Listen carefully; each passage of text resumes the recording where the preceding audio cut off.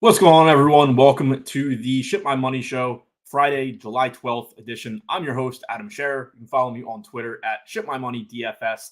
We have a 12-game MLB slate today, following up yesterday's split slate. Hopefully, you guys had some success on one of those slates. I certainly did not, but hopefully you guys did. 12-gamer today, heading into the weekend, so back to a normal full-size slate. As always, that does make things a little bit more straightforward generally, because ownership's a little bit lower across the board. Negatively correlating with pitchers is a little bit less interesting, although in some spots it is still pretty appealing. So it becomes a little bit more about kind of just being able to get to what you want to get to. Your lineups are generally going to look a little bit better, which is nice. So going to, as always, go through each game by game. If you're following along later on in the day, you can use the banner up here at the top to see which games I am on. As always, thumbs up for the video, helps out quite a bit. Subscribe to the channel so you get a notification when shows go live. I have added an afternoon show as well. That's been running all week that I'm pretty happy with. Also have a show following this doing best ball and talking best ball with Davis Maddock. So adding some more shows to the channel. Be sure you subscribe so you know when those are happening. Now diving into it, starting with the Yankees and the Orioles in Baltimore. Huge series from a baseball standpoint. Orioles 2 games up on the Yankees heading into the All-Star break. The Yankees could surpass them and move into first place. Both teams have been struggling lately, so pretty big series for both. The Yankees are favored today with Garrett Cole taking on Cade Povich. No real interest in getting to Povich. He is really, really cheap, which is nice. He does have some strikeout upside, but the matchup against the Yankees obviously very, very difficult, and we have a lot of pitchers on this slate, so no real reason to get there. Not a ton of interest in Garrett Cole either. More in Cole than in Povich, obviously, but he also has a difficult matchup going up against Baltimore. There are plenty of good pitchers in better spots on this slate, so it does drive down the interest in Cole a little bit. Projected for about 8% ownership, showed up as optimal about 7% of the time for me. He has had some issues since returning from the injured list as well. Most likely can be attributed to rust and will probably be better going forward, but we haven't really gotten any dominant starts out of him yet. The most fantasy points on DraftKings he's scored through his first 4 starts was 21.7. I'm not saying that as far as he's not going to do better than that or he can't do better than that today. It's just to highlight that we haven't gotten that peak Garrett Cole performance yet either. If you wanted to roll the dice because he is 9,200 and try and capitalize on the cheap price tag at low ownership, that makes some sense. But I would prefer to do that if the slate were smaller, since we have so many pitchers on this slate. I don't think he looks like any real priority. Offensively, the Yankees look pretty good going up against Povich.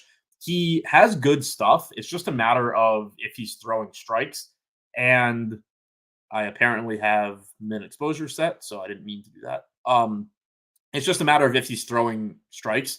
And so, it gets talked about that it's not the most appealing thing to stack against pitchers that are walking guys. And that is true because obviously most of your fantasy upside comes from home runs. But the part of that that never gets mentioned is pitchers that are going to walk a lot of guys also are susceptible to falling behind in counts and not walking guys.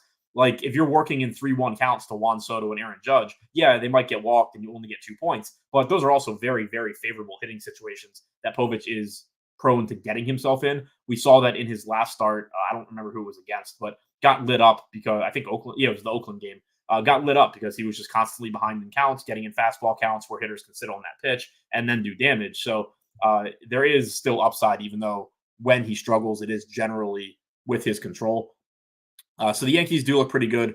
Lefties obviously better in this park than righties. Povich is left-handed, but Soto hits left-handed pitching perfectly fine.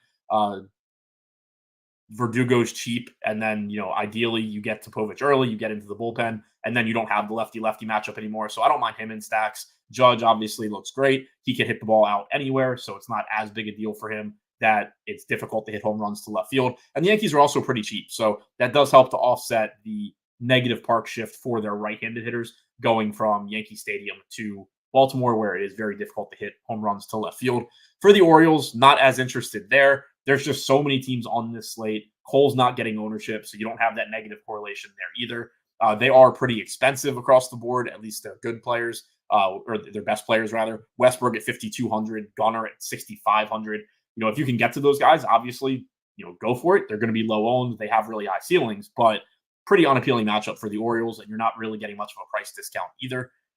Kansas City taking on the Red Sox in Fenway Park. So a nice home run park upgrade for Kansas City. We know that their home park is good for scoring runs, but it's not great for hitting homers. Fenway Park is. Cole Reagans going for Kansas City. Cooper Criswell on the mound for the Red Sox. Reagans getting some ownership here, and deservedly so, at only $8,500. The matchup isn't ideal. The Red Sox are a pretty good offense. They've been playing good baseball in general of late. Fenway Park is a scary park to pitch in, but Cole Reagans striking out nearly 30% of hitters this year with a 3.2 xFIP, and he's only $8,500. Whatever concern you want to bring up, which is justified, but whatever concern you want to bring up, whether it's the Red Sox are good, Fenway Park is good for hitting, whatever it may be, Cole Reagans is not an $8,500 pitcher from a talent standpoint. So a lot of that is baked into his price, and it does make it a little bit more appealing to get to him. He showed up optimal about 26% of the time for me, Fields at around 27%. So nothing really surprising there. Criswell on the other side, difficult strikeout matchup for him. Don't really have any reason to get there. Offensively, it does look like, it is a good park to hit in. It does look like a pretty appealing spot to get to Kansas City. Not only do they have that stolen base upside that, we target them for often because they are willing to run, but now you do get a park where they're more likely to hit home runs as well. One negative here is that Cooper Criswell has been extremely good at preventing stolen bases so far in his limited career. So that is a negative for guys like Bobby Witt, that a lot of their value is derived from stealing bases. But Witt obviously can do a lot of damage with the bat as well, and does get that park upgrade from a home run standpoint. So he does still look good here, and certainly could run on the bullpen later in the game.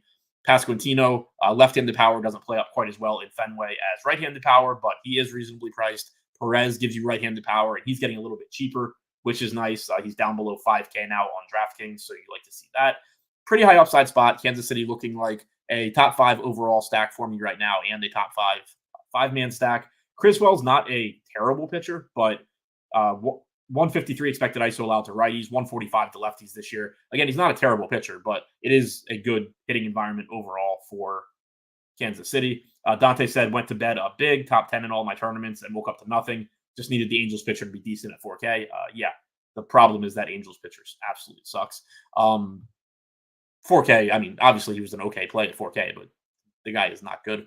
Colorado taking on the Mets in Citi Field, pitcher-friendly park here, and a good matchup for Sean Manaea. 28% projected ownership coming into him at 8,600. I get it because it is a good matchup against Colorado. They're getting a negative park shift. Manaea is striking out 23% of hitters so far this year.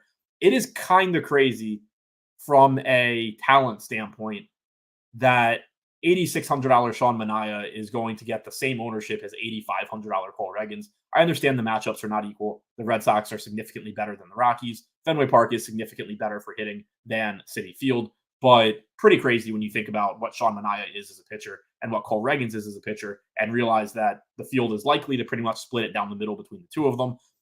That said, Manaea does project well for me. It's a matchup with Colorado in a pitcher-friendly park, so probably 80% of the people watching the show would project well in the spot.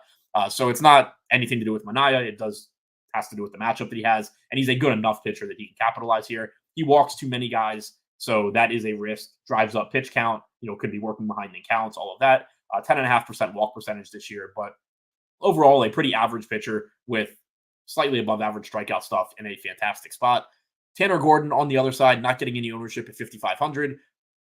Huge park upgrade for him, but not a great matchup against the Mets. Relatively difficult team to strike out. Implied run total in right around 5. So on a 12-game slate, I don't think we're really going to need to get to Gordon here. Forgot to mention it earlier, too. There are some weather concerns in a couple of games, one of them being the Yankees and the Orioles. Looks like it most likely will be fine, maybe a late start, but definitely something to keep an eye on as the day goes on. We know weather forecasts in the morning generally don't mean a whole lot, so do pay attention to that. Just wanted to mention that. But from an offensive standpoint, no real interest in Colorado. You could make the case for stacking against a 25 to 30% owned Sean Manaea just because he's not that good. But I'd be more inclined to do that if this slate were smaller. I'd be more inclined to do it if this were a little bit better park for hitting home runs. But neither of those things are true. So I think it's pretty tough to get to the Rockies hitters. The Mets on the other side do look better. They're pulling pretty much 5 to 10% ownership across the board. No real issues with that. They have gotten somewhat expensive. Lindor at 5,500, Nimmo up to 5,100 because he's been hitting really, really well lately. JD Martinez is up to 5K. He had been cheap a couple of weeks ago. So they are getting more expensive. They are in a park that is difficult for hitting home runs. So that works against them. Overall, I think they look like a middle of the road stack here against Gordon and the Rockies. They do get add-on run potential against a pretty weak Rockies bullpen as well. Next, we're going to Cincinnati, where we have another hitter-friendly park following up Citi Field. Yanni Chirinos pitching for Miami, Carson Spears for the Reds. This game should be one of the more popular games for getting to offenses. It is the best hit, or one of the best hitters parks in baseball, one of the best hitters parks on the slate, and two pitchers who neither one are particularly good. Yanni Chirinos so far this season, allowing a 161 expected ISO to lefties, no real power to righties. If you go back to last season, though, to get a larger sample size, 213 expected ISO to lefties, 170 to righties. The Reds aren't the best offense, but in this park, there is a lot of upside. They do certainly have some talent throughout their lineup as well, both from a stolen base standpoint and a home run standpoint going up against Chirinos. Carson Spears on the other side, again, not a huge sample in the majors so far this season. 153 expected ISO to lefties, 158 to righties. The Marlins, a weak offense, but they are getting a substantial park upgrade playing in Cincinnati instead of in Miami. So that looks good for them. No interest in either pitcher. The stacks both showing up as top 5 stacks right now. Miami coming in first, Cincinnati coming in third, both as far as 5-mans and all stack types go. And it's just neither team is very expensive. They are in a really good park. Neither team has the most talent, but Brian De La Cruz, Jake Berger, Josh Chisholm, Jesus Sanchez, Josh Bell, these guys all have enough power to take advantage of Great American Ballpark compared to where they play their home games in Miami. And then Cincinnati's pretty cheap as well. If you played the early slate yesterday, you're fully aware of how inexpensive they've gotten. Candelario, 4,400 is a good price tag. India at 4,500 looks good. Steer's pretty expensive at 5,300, but that's not like an exorbitant salary or anything. De La Cruz is up to 6,400, only getting about 7% ownership. We know he gives you stolen base upside, home run upside. He'll be hitting from the left side of the plate, which is his better side. So if you can find the salary, that's going to be a pretty appealing play in tournaments at low ownership, I think. And even if the ownership were to come up, he's just still Ellie De La Cruz, one of the highest raw ceilings on the slate. So you get value in this game. You get upside because of the park and the fact that neither starting pitcher is all that good. The only downside is that neither offense themselves are very good, but there is enough power upside here that I'm definitely interested in getting to this game. Rangers are facing the Astros tonight in Houston. For the Astros, we have Hunter Brown. For the Rangers, we have Andrew Heaney. Hunter Brown getting around between 12 and 13% ownership. He started the year off slowly. He has been very, very good since then. 25% strikeout percentage, 3.66 xFIP overall. And those numbers are even better when you keep them in the context of a pitcher that allowed 9 earned runs in 2/3 of an inning back in April against Kansas City. He's gotten blown up a few times this year. His most recent start against Minnesota gave up 7 earned runs in 6 innings. But back at the beginning of the season, 5 earned runs in his second start of the year, 9 in his third, 6 in his sixth, and then, pretty much settled in up until this most recent start. So when you look at the overall numbers for him this season, and he's striking out 25% of hitters with around a 3.6 xFIP, it really speaks to how well he has pitched in the majority of his starts, that he's been able to overcome those blow-up starts in his overall stat line. The matchup against Texas isn't the best. They haven't been a great offense so far this year, but we do know that they have talent, and they're likely to finish with more production by the end of the year than they have so far this year. 94 WRC plus to date against right-handed pitching. That number most likely will come up. But even with their struggles, they have the 6th lowest strikeout percentage against right-handed pitching this season. So that's why you're not seeing more ownership come into Hunter Brown. But I do think he's an interesting tournament play, just even from pitchers that we've already talked about. If you compare him to Sean Manaea, again, Sean Manaea has unquestionably got the better matchup going against Colorado. But from a talent standpoint, Hunter Brown and Sean Manaea are not on the same planet. So getting Hunter Brown at half the ownership and a little bit cheaper price tag when he is the better pitcher is pretty appealing in tournaments. We know that the range of outcomes is very similar, even though the matchup isn't as good, so the projection is a little bit lower. Taking that ownership discount in lineups where maybe you have more popular bats will make some sense. Andrew Heaney on the other side has been pitching, has had a couple of really good starts lately. but this isn't a spot where I anticipate really getting to him. The Astros are very difficult to strike out. Heaney at 7,400 has gotten a little bit more expensive as well. It's his first time over 7K since June 2nd against Miami. So all of that combined, and then also a 12-game slate, makes it pretty difficult to get to him, even though we have sort of seen him start to return to peak Andrew Heaney form. 9 strikeouts, 4 starts ago against the Mets, 10 strikeouts, 2 starts ago against Baltimore, 7 in his most recent start against Tampa Bay. The strikeout upside does appear to be back for him after a slow start to the season, but facing a very difficult team to strike out on a slate where you have an abundance of pitching options, he's not going to really look like a priority. We do know that he gives up power, even though he has been pitching well recently. Makes Houston somewhat interesting. They're looking like a middle-of-the-road stack overall, but $4,300 price tag on Bregman looks pretty good. $4,100 on Pena, $4,400 on Diaz. These are all guys that have power from the right side. We know that even when Andrew Heaney was at his best as a major league pitcher, he would give up home runs in addition to like a 29 or 30% strikeout percentage. So I don't mind targeting these guys, especially like as a mini stack or one-offs. I think they make a lot of sense. Get a 5-man stack and then throw in Alex Bregman plus Altuve or Alex Bregman plus Diaz or whatever it may be. And that's going to give you a lot of upside. Even if Heaney does overall pitch well, he's just so likely to give up a home run or two. So I like those guys especially as mini stacks. Texas on the other side against Brown, not overly interested there. It's a tough matchup against him. He's not getting a ton of ownership to drive up Texas from a negative correlation standpoint. That being said, they aren't popular at all. And as I mentioned, Brown's a very good pitcher and he has overall been very good this year. We have seen that when he doesn't have it, he doesn't have it. He's not one of these guys that if he goes out there in the first inning and he doesn't have a feel for any of his pitches, he just kind of salvages his way through and gives up 4 earned runs. He's very much been, if he doesn't have it, he's giving up a lot of runs. I don't know that is actually a predictive thing, but it is kind of alarming how bad he has been when he's been bad this year. But even that aside, the talent on this Rangers team, that they do have upside no matter who they're facing. But, again, on a 12-game slate, not going to be a very big priority. Washington taking on the Brewers in Milwaukee. Jackson Rutledge going for the Nats, I believe making his major league debut in a very tough spot against Milwaukee. Double checking that. Oh, not his major league debut. He was up last season. Did not realize that. Made 4 starts last year, went 20 innings. He's pitched 1 inning out of the bullpen for the Nats this year. I thought he was a highly regarded pitching prospect, but I guess that time has passed.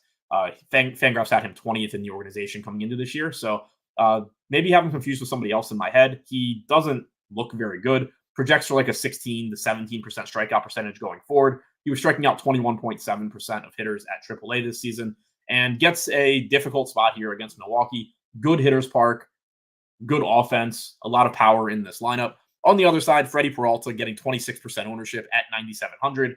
It is a tough strikeout matchup for him against the Nats. They have the 3rd lowest strikeout percentage against right-handed pitching this year at about 18.5%. But Peralta does have one of the highest strikeout percentages on the slate at 30.3%, 3.53 xFIP. He is a little expensive at 9,700. Like when you compare that price tag to Cole Reagans and and think about the strikeout upside that they offer, the talent that they offer, they're pretty similar as far as strikeouts go and talent level goes. Peralta obviously a lot more expensive. The Nats are not as good an offense from a production standpoint as the Red Sox, but as I mentioned, they don't really strike out. The Red Sox actually do a little bit. So I think pretty comparable to Reagans. He is more expensive. There are going to be plenty of value bats on this slate just because there's so many games, so many offenses going. So I don't think it'll be that difficult to get to Peralta. But it is interesting that he's priced up at 9,700 despite the difficult strikeout matchup. Getting to Milwaukee, I'm surprised it's actually not showing up better than it is. Seems like a pretty good spot to me, given the amount of power that they have in their lineup and the park that they're playing in. They are relatively expensive. Contreras and Yelich in particular. Bryce Turang's priced up to 4,800. Adames at 4,600. Outside of that, they're pretty affordable. So it is a stack that I think you could kind of mix and match using some of those cheaper guys with a couple of the real studs in this lineup. Also a pretty appealing team, maybe to mini stack. Just getting to Contreras at catcher and then Adames at shortstop or something like that would make some sense. Like I said, Rutledge doesn't project to be a particularly good pitcher. We have a very, very limited sample in the majors for him, but doesn't project to be particularly good going forward. So I am interested in Milwaukee. There's just some other offenses that are showing up more than they are. in the extremely limited time Rutledge has pitched in the majors, 21 innings, I think it is. 251 expected ISO allowed to lefties, 268 to righties. Again, take that with a grain of salt, but he doesn't project to be that good, and he hasn't been good in his small sample, so there is that. Nats, not a particularly interesting team to get to. One of the lowest implied run totals on the slate, facing one of the best pitchers on the slate. The only case would be that they're facing a 25% owned pitcher in a good park, but again, there's just so many other offensive spots to get to today. Pirates are facing the White Sox in Chicago. Garrett Crochet pitching for the White Sox. Marco Gonzalez expected to return from the injured list for the Pirates. He was not in my data when I ran my crunch before the show. I don't think it's going to matter too much. It is a good matchup for him going up against the White Sox at 6,600. He threw 62 pitches in his most recent rehab start. You probably could use him in case of emergency, like in large field tournaments if you had to. But overall, I think there's going to just be better spots to get to. The other side is obviously the more interesting one with Garrett Crochet on the mound. He struggled in his last start against Miami, gave up 2 earned runs, only struck out 5 guys, didn't score 10 DraftKings points in a good matchup. Obviously, that was disappointing, but he gets another good matchup here taking on the Pirates. Pittsburgh's active roster has the 3rd highest strikeout percentage against left-handed pitching since the start of last season at 25%, 97 WRC+. Those numbers are a little bit misleading because they will generally platoon and have a very right-handed heavy lineup here. And the numbers that I just quoted are including the strikeout rates for their lefties that won't be in the lineup against Crochet. But it's not like the righties that are replacing them are elite hitters or anything like that. And it's not like Garrett Crochet has trouble striking out right-handed hitters. So far this season, he has struck them out 32.7% of the time, 44.6% K percentage against lefties. So, like, yes, obviously you would prefer a left-handed heavy lineup, but he has no issues whatsoever with righties. The one negative with Crochet, and negative is probably even too harsh of a word, is the White Sox did say a couple starts ago that they were going to start monitoring or limiting, I don't remember exactly how they worded it, his innings. They haven't done that yet. I doubt that they're going to tell us before the start that they're going to do it. So at some point, especially if he's not traded at the deadline, which he should be, but if Crochet is on the White Sox for the rest of the year, at some point you're probably just going to get a start where it's just like, oh shit, my $10,000 pitcher got pulled after 60 pitches, and I didn't know that was going to happen. So there is a little bit of added risk there, but we haven't seen it happen yet. And be careful looking at that last start. He only threw 4 innings, so I don't know. There will probably be at least one person today that says, oh, Crochet innings limit, something along those lines. He threw 94 pitches in those 4 innings, 93 pitches in those 4 innings. So that was not a he's at 4 innings, let's get him out thing. That was a he's thrown 93 pitches and he's done. So I'm not reading into that as far as anything indicative of what's to come. He's a great pitcher, good spot, as I mentioned. Highest strikeout percentage on the slate at almost 35% this year. 29.3 K minus BB percentage is 3.5 points higher than Tarek Skubal. Skubal not on this slate. He's on the early slate, but just mentioning that because Skubal is hands down one of the best pitchers in baseball. He's also pitching today, and I just wanted to put that in context how good Garrett Crochet has been this season. 2.46 xFIP. Unbelievably good pitcher. 26% ownership, I think, is warranted. And honestly, I'm a little surprised that he's getting the same ownership as Freddie Peralta when he's only $600 more. He's a better pitcher. He has a better matchup. Yeah, you have the potential risk of, I guess, him being limited in this start, but also kind of would be weird to just like finally choose to limit him in the start before the All-Star break. So I don't know. Obviously, it could happen, but I'm not expecting it to. I think that he looks like a very good option here. Offensively, the White Sox are going to look okay just because they're facing Marco Gonzalez. You have a pitcher that doesn't miss a lot of bats, has a very small margin for error because his stuff isn't that good. The White Sox are cheap. They're not a very appealing full stack just because they're not very good. I do think using them as a mini stack is kind of interesting. Like you have Andrew Vaughn at 3,800. He has power and should be able to put the ball in play against Gonzalez. You have Luis Robert at 5,400, who is just really good. So I think, getting to mini stacks, utilizing the couple of good players that the White Sox actually have in their lineup makes some sense. But as far as 5-man stacks go, it's just tough when you're talking about what it looks like when the White Sox have a good game as far as fantasy points go versus other teams. Like the White Sox, even if they score 8-9 runs, it's probably just not on a lot of home runs because they only have a couple guys in their lineup that can even really hit them. Whereas you talk about other teams, even in more difficult matchups, it's just, if those teams do have success, such a high percentage of their scoring is likely to come from home runs compared to the White Sox, who just don't have power hitters in their lineup. Cubs facing the Cardinals in St. Louis after sweeping the Orioles in Baltimore. Really good series for the Cubs. Appears that their bats are heating up, but they have to face Sonny Gray today, which is a very, very tough matchup. Gray, $10,200, getting 17% ownership. He has the second highest strikeout percentage on the slate behind Crochet at 31.1%, 2.75 xFIP. Cubs active roster has the fourth highest strikeout percentage against right-handed pitching this year at 25.2%. They've been about league average as far as production goes, and it is likely that that number increases going forward because they do have talent in their lineup.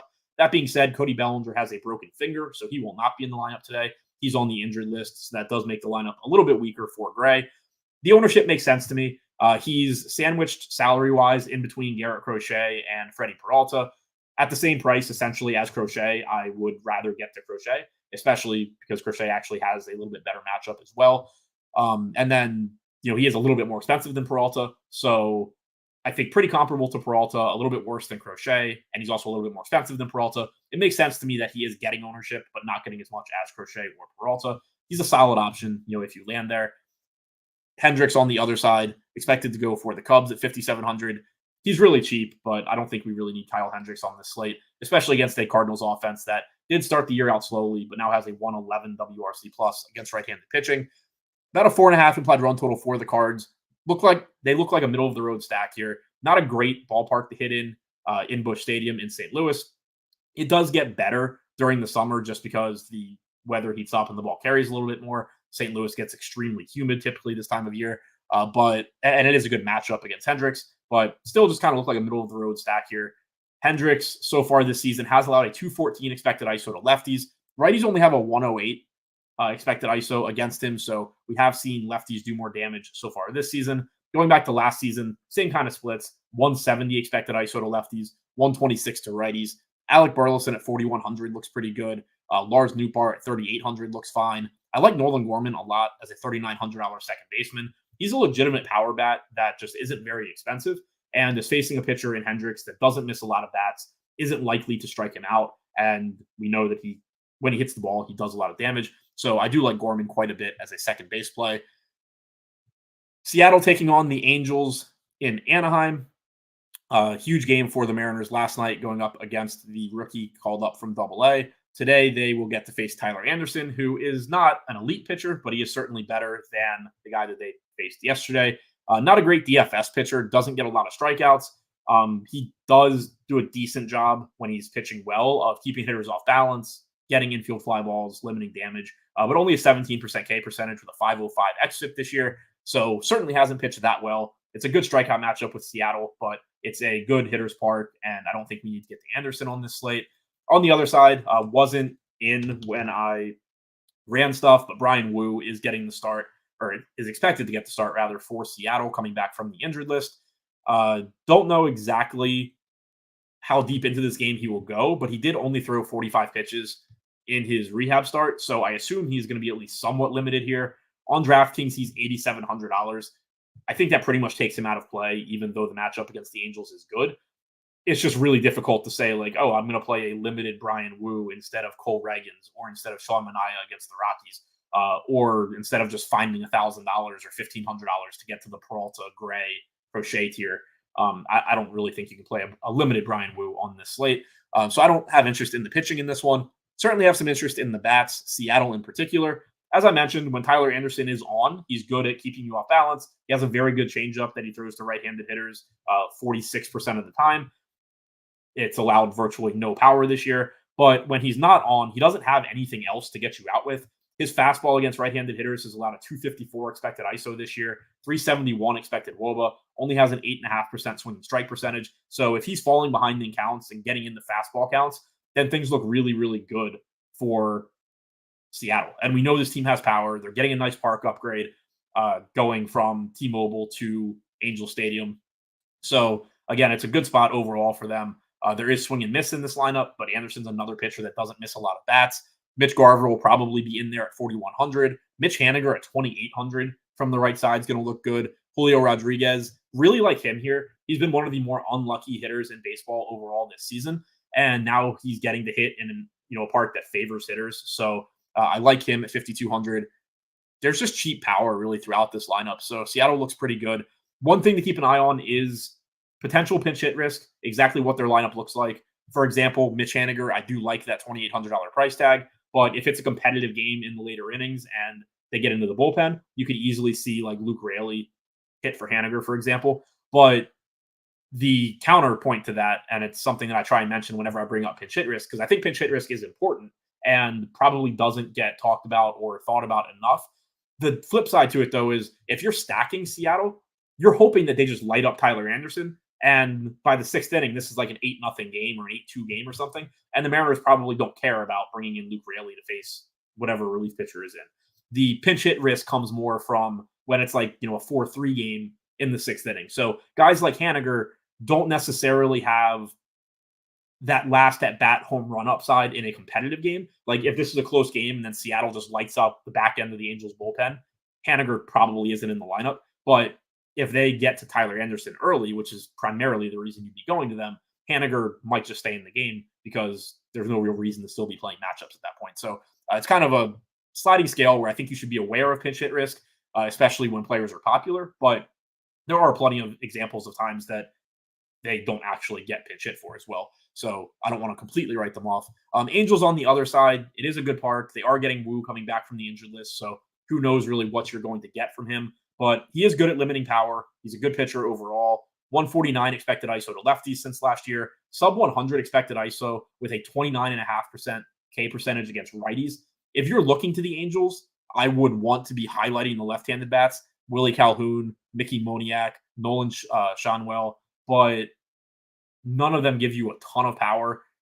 They still don't have a great matchup against Wu. They just have a better matchup than the righties do here. So overall, not really looking to get to the Angels, especially because Wu shouldn't be getting any ownership either.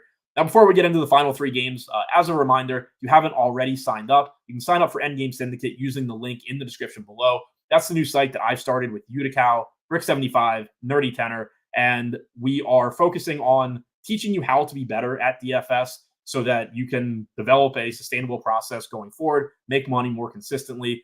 We all approach the game differently, play the game differently, have different levels of math expertise, programming experience, all of that. So pretty much no matter where you're at and how you think the game should be played and view the game, there's at least one of us that is going to be speaking your language and be able to get through to you and help you improve what you're currently doing. Nerdy Tenor, obviously very, very, very sophisticated programmer, really good, all of that stuff.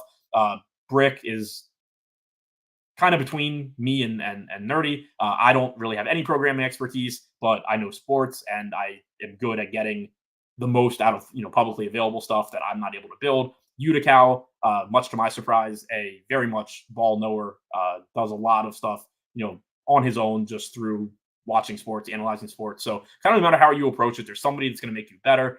We have training videos out already. We have more to come. I have videos out talking about my process. Brick has videos out talking about his using SaberSim.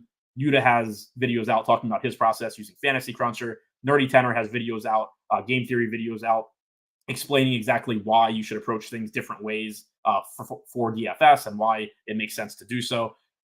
Access to our Discord, where we are in there talking about whatever throughout the day as well. Access to monthly live Q&As, answering whatever questions you have. So check that out if you haven't already. Link is in the description below. Great time to get in now so that you're all caught up to speed by the time the football season starts, where there is so much money to be made. Now moving on to Toronto and Arizona. In Arizona, pretty good pitcher's park here, but still a pretty high total in this game. Yariel Rodriguez is on the mound for the Jays. Ryan Nelson is going for Arizona. Rodriguez has good stuff. He has some trouble throwing strikes, but when he's locating, he's pretty difficult to hit. He has not given up much power in a limited sample in the major leagues so far to lefties. Righties have done a little bit more damage with a 194 expected ISO. Ryan Nelson is not a particularly good pitcher at all. He has only struck out 17% of righties this year, 14% of lefties. He has, not surprisingly, given up a lot more power to lefties, 205 expected ISO to left-handed hitters, righties with a 152 expected ISO. Predominantly right-handed lineup for Toronto, but they do have a lot of just good power bats in this lineup, so I don't mind getting to them. They showed up as a top 5 stack for me overall. Arizona showed up middle of the pack. Pretty happy to get to either team. Again, Rodriguez doesn't give up a ton of power, but he will put guys on base. The Diamondbacks do have stolen base threats, Corbin Carroll specifically at the top, but they're also just pretty, for the most part, favorably priced for the amount of upside that they have. Carroll is pretty expensive at 4,700, but he's still cheaper than like last season when he was hitting really well. You're getting that sophomore slump a little bit to open this year, and that has driven the price down a little bit. Walker and Marte are both expensive, but deservedly so. After that, though, this lineup really isn't that difficult to get to.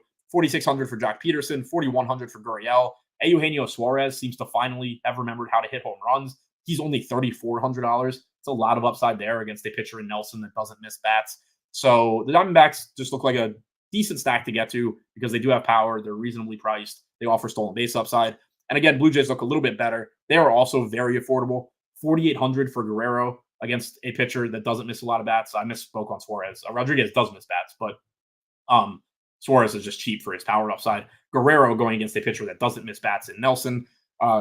Really favorable price tag there at 4,800. Danny Jansen gives you some power at catcher. George Springer has shown some signs of life lately. If Bichette's in the lineup, he's very cheap for his talent level.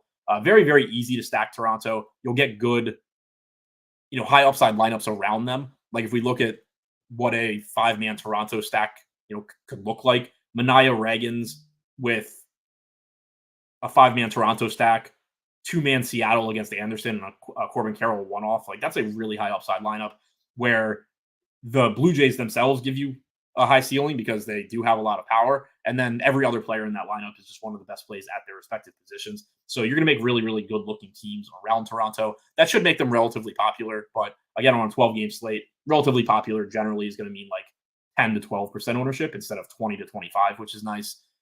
Now going to San Diego, the Braves are facing the Padres in Petco. This park has been very good for hitting home runs so far this season for whatever reason. Randy Vasquez taking on Spencer Schwellenbach. Vasquez, not a very good pitcher. Schwellenbach, a better pitcher. Still not anywhere close to proven at the major league level. He jumped straight from Double-A to the majors. He's going to have plenty of bumps in the road between now and the time that he's hopefully a consistently good starter. And he has a difficult matchup here going up against San Diego. So no real interest in either pitcher. Tough strikeout spot for Schwellenbach, and then just not a very good pitcher in Vasquez. And his salary has finally exceeded $6,000. He had kind of been a play for most of the season just because he was sitting at like 5,200 every day, and I would play myself at that price. But now that he's up to 6,200, you don't really even have that going for you. Offensively, this is kind of an interesting game to get to. Both stacks, Atlanta in particular, look okay.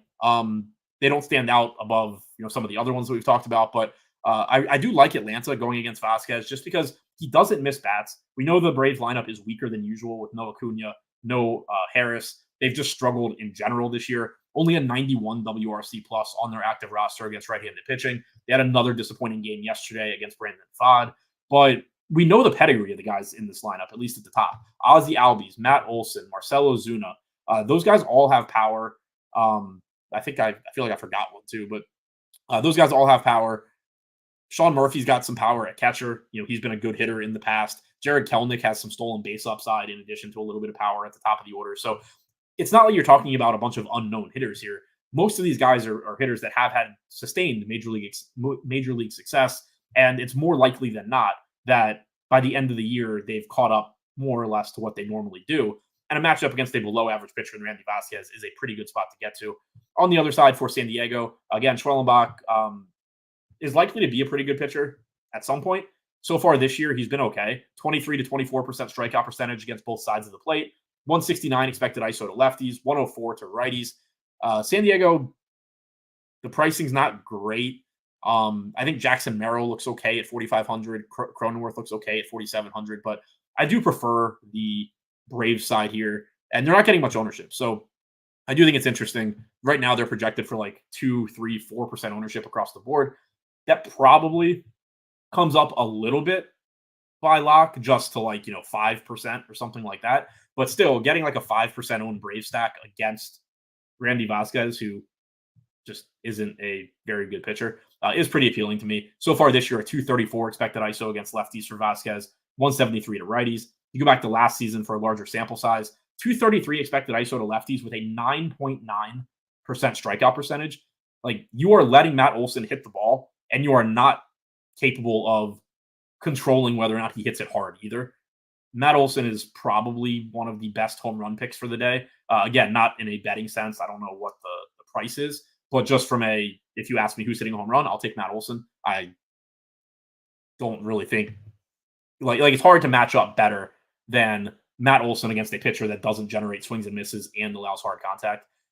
So really, really like him individually. Righties since last year, a 153 expected ISO, 22.5% K percentage. So at least, competent numbers against right-handed hitters for Vasquez, but Olson really, really stands out. And then finally, Minnesota taking on the Giants in San Francisco. Very good park for pitching. Pretty low total in this game. Minnesota is a pretty good offense, difficult to strike out. Kyle Harrison on the mound for San Francisco. He doesn't look all that interesting, not really getting ownership here. Joe Ryan on the other side is pulling about 20% at 9,800. It's an okay matchup against the Giants. It's a good park. San Francisco, their active roster against right-handed pitching, a 22.4% K percentage this year with a 101 WRC+. They rank 17th in strikeout percentage. Ryan has struck out 27.2% of hitters, 3.35 xFIP. Very good pitcher, very good pitcher's park, average matchup, reasonable price tag. It makes sense to me that he's getting less ownership than Crochet, who's $500 more. It's a little interesting that, and it's not a big gap, but it's like 20% ownership to Ryan, 25 to Peralta. I think I kind of prefer Joe Ryan. I think they're very, very similar. It's kind of, it's nitpicking, but if I think had to pick one, I probably would rather take Joe Ryan here. But both guys, Peralta and Ryan look good. Happy to get to Joe Ryan. Offensively, I don't anticipate getting to much here because of the park. Minnesota would be the side that I wanted to get to first, but I doubt that I really get to too much of it. There we go. Doubt that I get to too much of it. They're not really showing up as a top stack for me right now. San Francisco is showing up pretty much all the way down the list in 5-mans because of the matchup with Ryan. So that's every game on this slate. To quickly recap, top pitching, there's a lot of it at the top. Cole Reagan, Garrett Crochet, Freddie Peralta, Joe Ryan, Sonny Gray, all relatively expensive but look good. Cole Reagan's only 8,500 looks good against the Red Sox. Sean Manaea looks good because he's facing the Rockies in Citi Field at a little bit more expensive price tag than usual at 8,600. Hunter Brown, I think, is the natural pivot to Reagan's or Manaea. So that's pretty much where I'm looking for pitching. I'd be surprised if I really get off of this group because they all look good. Offensively, I don't think there's one true standout team here because a lot of the good offenses or a lot of the better matchups are in pitcher-friendly parks. But Toronto looks pretty good. The Yankees look pretty good. Miami and Cincinnati are in the best hitting environment against not very good pitchers, but neither of them are great offenses either. So there's some give and take there, but they both look like top stacks. I like Kansas City in Fenway Park. I like Seattle against Tyler Anderson. So that's all I have for this show. Don't forget to come back tonight, 5 p.m. Eastern. I will be doing a DraftKings specific tournament show, looking at DraftKings tournament specific show. I don't know why I said that weird. Looking at exactly what I would be getting to in the large field DraftKings tournament if the slate started right then, talking through why I'd be getting there, talking through strategy, all of that stuff. That's been a really fun show to do. I think people have enjoyed it so far, so check that out. And also in about 10 minutes, I will be talking best ball, doing a best ball draft with Davis Maddock. That will also, I believe, be available on this YouTube channel as well. So check that out. Thanks for checking out the show, and I'll see you all back here later today.